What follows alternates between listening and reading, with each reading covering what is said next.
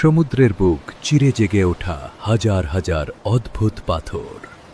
এগুলো কি কেউ তৈরি করেছে? একে বলা হয় জায়ান্টস কজওয়ে। এখানে 40,000 পাথর একদম নিখুঁতভাবে একে অপরের সাথে মিশে আছে। শতাব্দী প্রাচীন লোককথা অনুযায়ী ফিন ম্যাককুল নামের এক দানব এই পথটি তৈরি করেছিল। সে স্কটল্যান্ডের অন্য এক দানবের সাথে লড়াই করার জন্য এই সেতুটি তৈরি করতে চেয়েছিল, কিন্তু বিজ্ঞানীরা যখন এটি পরীক্ষা করলেন তখন তারা আরও আশ্চর্যজনক কিছু জানতে পারলেন। কোটি কোটি বছর আগে এখানে এক বিশাল আগ্নেয়গিরির অগ্ন্যুৎপাত ঘটেছিল।